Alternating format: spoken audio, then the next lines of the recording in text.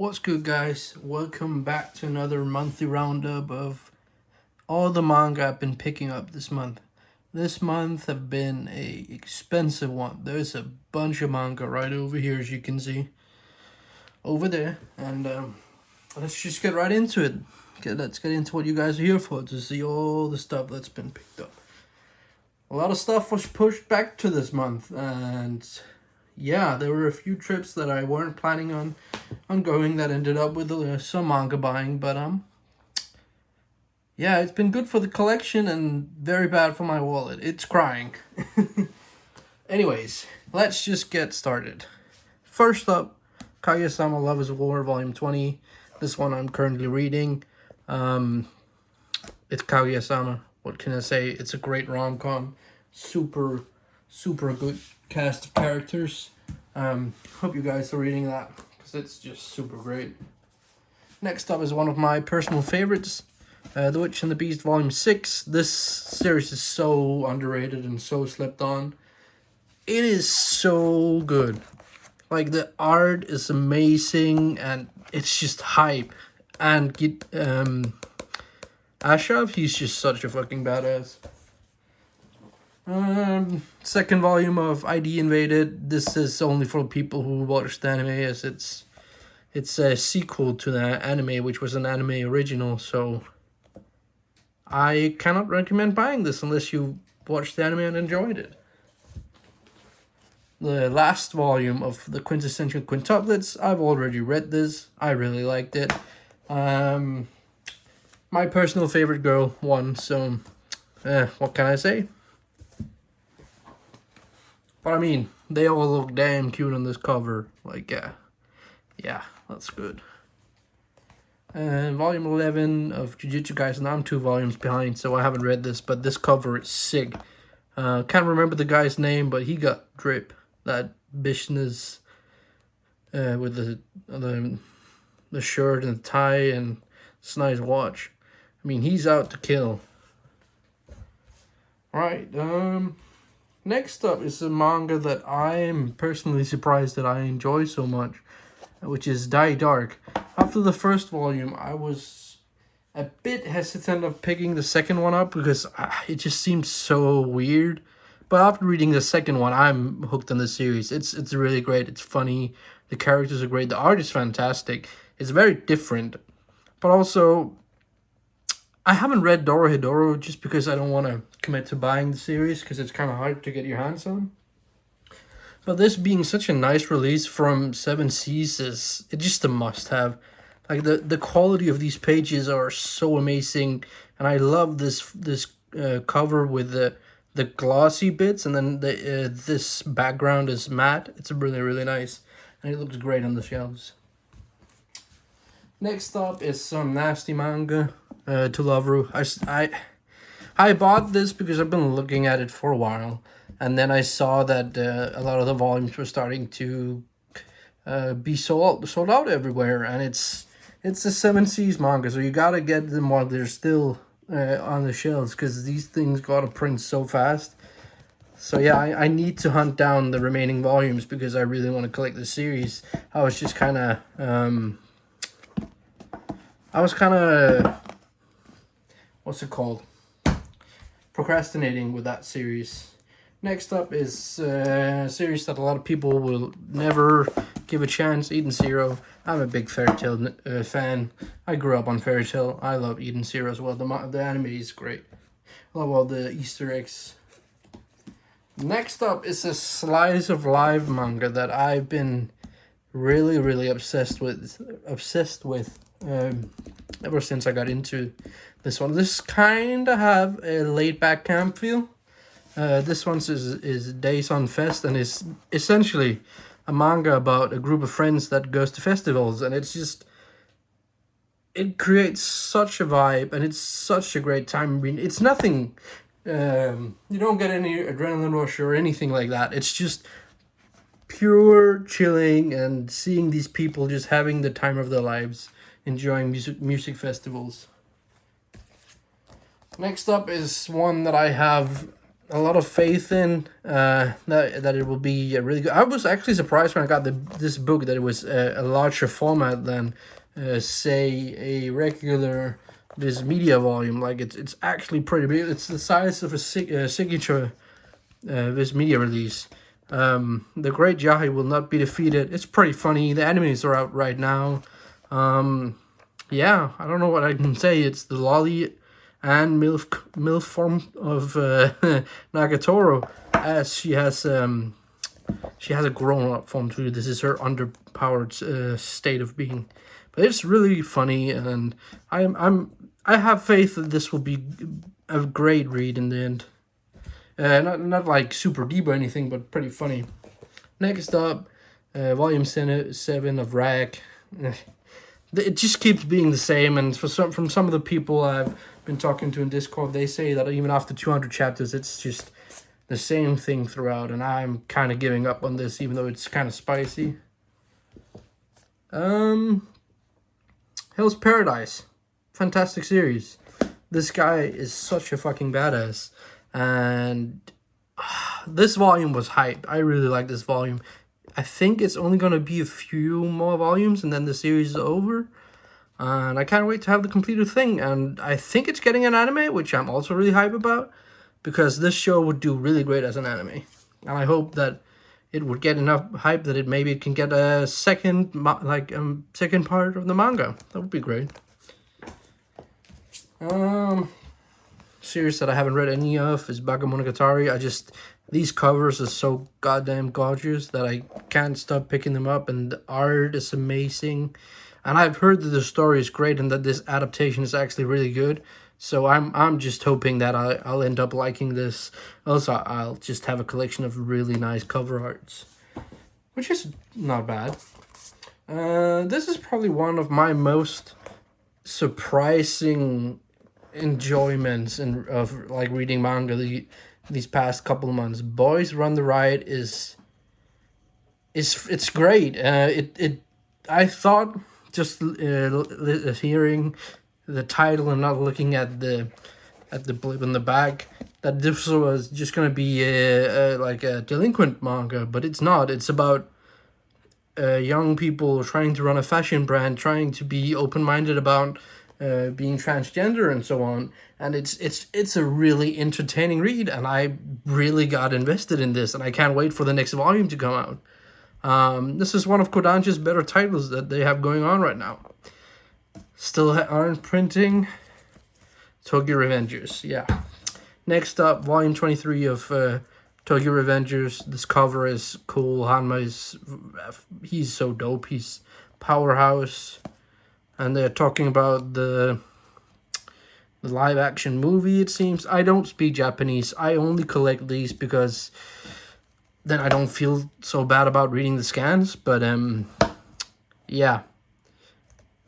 This series is my second favorite manga series right now, and it slaps. And it's kind of sad to see that a lot of people are hating on the anime because the animation is, well, it's TV animation, so it's kind of doo-doo. But, I mean, it's an anime, and it's making the manga sell really well. And the manga is definitely a superior way of enjoying this. And I just wish Kodansha would print these in English. But I'm going to pick up the Japanese ones regardless, because I really, really enjoy this. And I picked up the first 22 volumes for a great deal on eBay. Next up, I finally got my copy of Soul Eater 1, Volume 1. I got the 3 others, but this got sold on. I had to import one from Australia, of all places. It was the only place that had one in stock that I could find. So yeah, finally got my volume, and it's great. I grew up on Soul Eater, and I can't wait to reread the manga in this hardcover format, even though I'm not a big fan. But this size of hardcover is great because it's not too bulky. It's kind of heavy, but like the paper it's so nice. Next up, another hardcover release that I wish was paperback, but this one's also okay because it's thinner than the rest of the Jojo volumes. Man, this is kind of hard to see which. This way. Yeah, Jojo Part 5 Volume 1. Can't wait to read this. I actually haven't read it. I'm caught up with the anime though, so so far I know what's going on in Jojo for the English release of the manga, but anything past part 5 I'm totally clueless about. Next up, let's get this one out of the way, because I picked up a lot of volumes. Volumes 12 through 25 of Nisekoi, except the elusive volume 13 that's, for some reason, not being printed. This volume, I've only seen it online by one seller for 500 euros, and I am no way in hell gonna pay 500 euros for the middle volume of a Viz title. They're gonna print it eventually, I hope, and if not, then I'll just have to keep my eye out for bundles and stuff with the volume 13. But else, I have everything else, and I can just read the chapters online.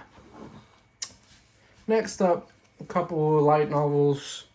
Light novel 5 of Rascal Does Not Dream Of. This is the Sister Home Alone, where we learn more about the main character's sister and her adolescent syndrome, and why she has to stay at home, and so on. Yes. Next up. Oops, sorry, I hit the camera. Book 4 of ReZero.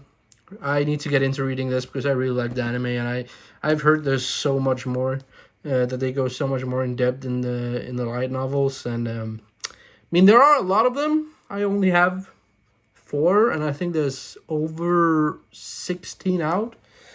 So there's a lot of reading to be done and a lot of books to be picked up. But I have the shelf that's pretty much completely empty for light novels right now. I have a good few that I need to read.